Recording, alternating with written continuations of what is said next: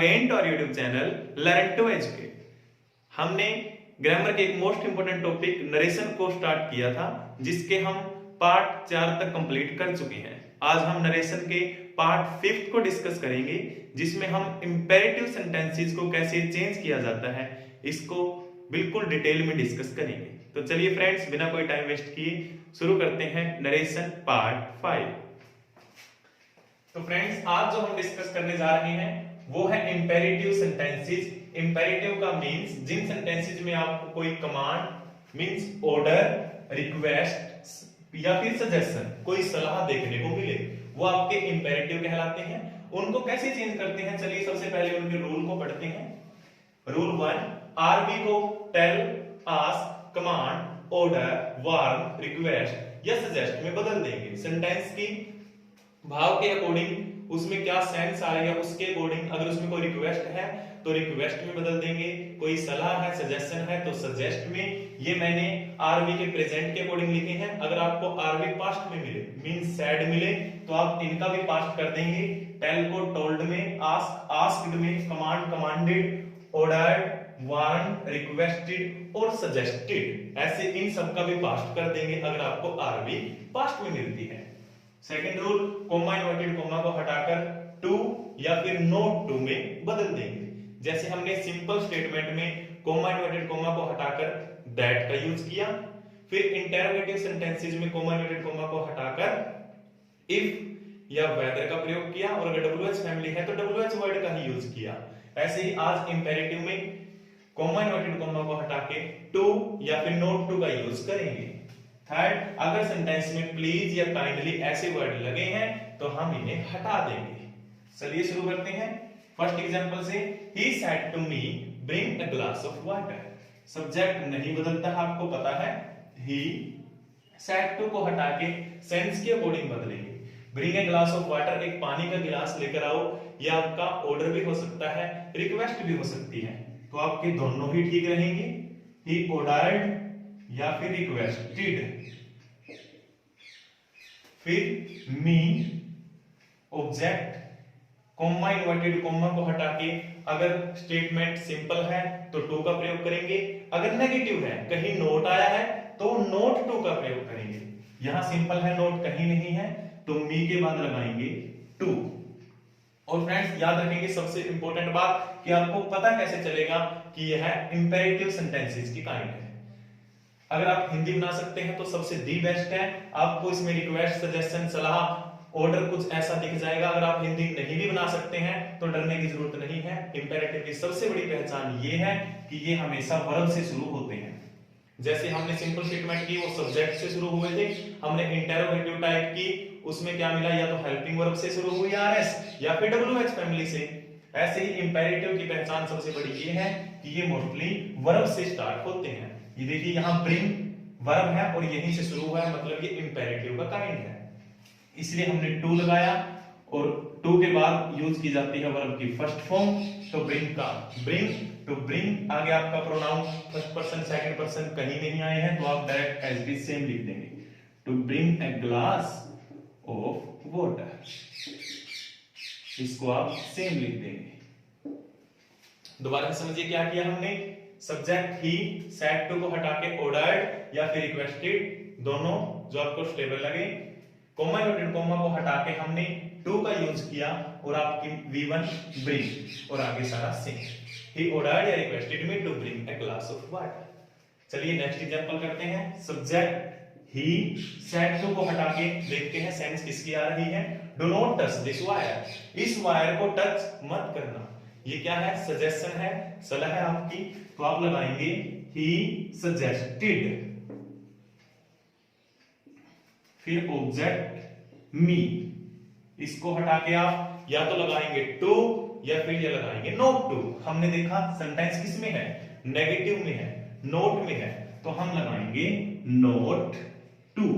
याद रखेंगे सबसे ज्यादा बच्चे गलती करते हैं कि नोट से पहले टू लगा देते हैं।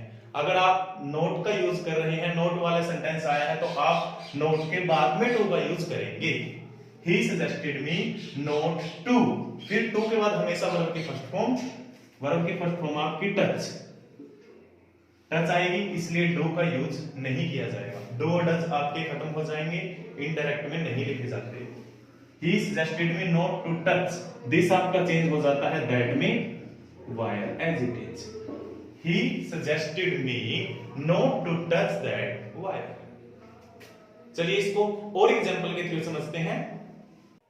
तो डियर स्टूडेंट्स चलिए समझते हैं। He said to me do as I say। यहां देखिए मेन वर्ब डू से स्टार्ट हुआ है, इसका मतलब ये इंपेरेटिव है। डू एज आई से, वैसा करो जैसा मैंने कहा। ये क्या है? ऑर्डर है, इसलिए आपका इंपेरेटिव है। तो आप करेंगे ही said to को हटा के, because it is an order, so he ordered me. He ordered मी। फिर कॉमा इन्वर्टेड कॉमा को हटा के, अगर सिंपल है तो टू, नेगेटिव है तो नॉट टू। यहां ये सिंपल है तो टू। टू के बाद main verb do, to do as. अब आप क्या देखेंगे कि आपका पर्सन की एंट्री हो गई, फर्स्ट पर्सन। अब आप जो सबसे ज्यादा ध्यान रखेंगे, मोस्ट इंपोर्टेंट बात वो क्या है कि जब कभी इंपेरेटिव में आपका कोई भी पर्सन आ गया, first person, second person, third person, जहां भी आपको पर्सन चेंज करना पड़ गया, उसके बाद टेंस के सभी रूल्स लागू होंगे, सभी नियम वापस आ जाएंगे। मींस वर्ब की फर्स्ट फॉर्म वर्ब की सेकंड में चेंज होगी, वर्ब की सेकंड हेड प्लस V3 में। अब तक हमने जितने भी चेंज किए थे टेंस के अकॉर्डिंग, वो सभी अप्लाई हो जाएंगे अगर आपका इंपेरेटिव में कहीं भी पर्सन का चेंज करना पड़ गया। जैसे यहां हमने आई को चेंज करेंगे, अब पर्सन को देखा आई, आई आपका फर्स्ट पर्सन। फर्स्ट पर्सन किसके अकॉर्डिंग चेंज होता है? सब्जेक्ट के। सब्जेक्ट का मीन ही देखता है, आई के पास जाता है, आई का नंबर फर्स्ट, ही वापस आता है खुद की टेबल में फर्स्ट पे ही। ये तो हमने चेंज कर दिया। अब मैंने कहा कि फर्स्ट पर्सन या सेकंड पर्सन को जब भी चेंज करेंगे, उसके बाद जो भी वर्ब आएगी उसमें सभी टेंसेस के रूल अप्लाई होंगे। यहां से आपकी कौन सी वर्ब है? वर्ब की फर्स्ट फॉर्म, और वर्ब की फर्स्ट फॉर्म को हम चेंज करते थे वर्ब की सेकंड फॉर्म में, तो आपका से का हो जाएगा said. He ordered me to do as he said. इसको आप स्पेशली ध्यान रखेंगे। मैंने आपको क्या बताया, दोबारा देख लीजिए। He as it is, said to, ordered में चेंज हो गया, object as it is, comma inverted comma को हटा के टू के बाद मेन वर्ब डू। याद रखेंगे डू को रिप्लेस किया था हमने पिछले सेंटेंस में। वो क्यों किया था? क्योंकि वहां पे डू का use as a helping verb use हुआ था। अगर डू और does helping verb as a helping verb आई है तो हम इनको बिल्कुल हटा देंगे। अगर ये मेन वर्ब के तौर पे यूज की गई है तो हम इनको लिखेंगे। और एग्जांपल के थ्रू समझेंगे। अभी पहले इसे समझिए, क्योंकि यहाँ डू मेन वर्ब है तो इसलिए टू के बाद main verb do. He ordered me to do as it is, I replace हो गया आपका he में, और क्योंकि यहाँ पर्सन चेंज हुआ है तो इसके बाद वर्ब भी चेंज होगी, इसलिए he की जगह से की verb second form said। He ordered me to do as he said। Sorry said की, हाँ जी ठीक है स्पेलिंग। अब नेक्स्ट समझिए। The beggar said to me please give me a 1 rupee note. Beggar ने मुझसे कहा प्लीज मुझे 1 रुपए का नोट दो। तो ऑब्वियस सी बात है, बैगर ने कहा तो रिक्वेस्ट की होगी। The beggar said to, replace हो गया आपका रिक्वेस्टेड मी। ओके, यहां तक कॉमा इन्वर्टेड कॉमा को हटा के टू का यूज किया जाएगा। प्लीज काइंडली लगे हो तो हम हटा देते हैं। टू के बाद वर्ब की first form give, to give. फिर मी आपका कौन सा पर्सन है? First person. फर्स्ट पर्सन किसके अकॉर्डिंग? सब्जेक्ट के अकॉर्डिंग। सब्जेक्ट क्या है? The beggar. हमने क्या सीखा अभी तक कि यहां थर्ड पर्सन कोई भी हो हम उसे ही मान लेते हैं। अगर कहीं भी थर्ड पर्सन है तो हम ही मान लेते हैं। तो आपका ही चेंज होगा इस मी के अकॉर्डिंग। सब्जेक्ट ही उठ के जाता है इस मी के पास, मी का नंबर देखता है, मी का number I me my second, वापिस आता है ही, देखता है मेरी टेबल में सेकंड पे कौन? हिम। तो ही को रिप्लेस करके आ गया हिम। और अब मैंने कहा था कि पर्सन चेंज हुआ तो बाद में जो भी वर्ब आएगी वो चेंज होगी, लेकिन इसके बाद वर्ब कहीं आई ही नहीं, आपकी वर्ब पहले ही आ चुकी गिव, इसलिए गिव के साथ कोई छेड़खानी नहीं करेंगे। जब ये पर्सन के बाद आती है वर्ब तब हम चेंज करते हैं। जैसे यहां आई पर्सन चेंज किया, इसके बाद में एक वर्ब मिली थी हमें से, इसलिए उसे बदला था। अब यहां तो मी से पहले ही आ चुकी है गिव, इसलिए चेंज नहीं करेंगे। To give him a 1 rupee note।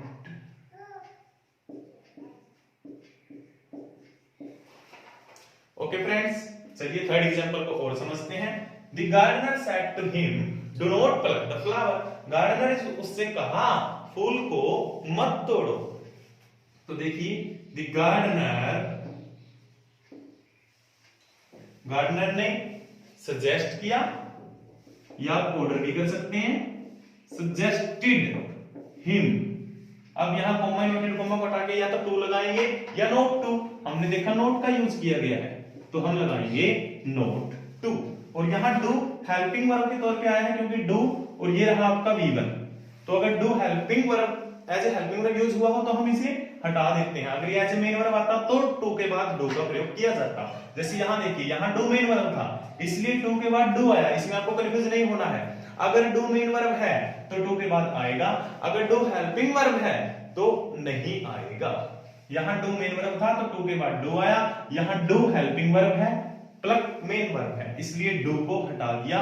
To के बाद direct V1, to pluck the flower. Okay friends, ये थे हमारे इंपेरेटिव सेंटेंसेस कि नरेशन में इंपेरेटिव सेंटेंसेस को कैसे चेंज किया जाता है। आई जस्ट होप कि आपको अच्छे से समझ में आया होगा। अगर फिर भी आपको कोई प्रॉब्लम है तो आप नीचे कमेंट सेक्शन में कमेंट कर दीजिए, आपकी हर प्रॉब्लम को सोल्व किया जाएगा। Thank you friends. अगर आपको ये सेशन पसंद आया है तो लाइक जरूर करें, फ्रेंड्स में शेयर करें, और अगर आप इस चैनल पे पहली बार आए हैं तो चैनल को सब्सक्राइब जरूर करें और आई बटन को प्रेस करें। Okay friends, thank you so much. Keep watching, keep supporting. Thank you.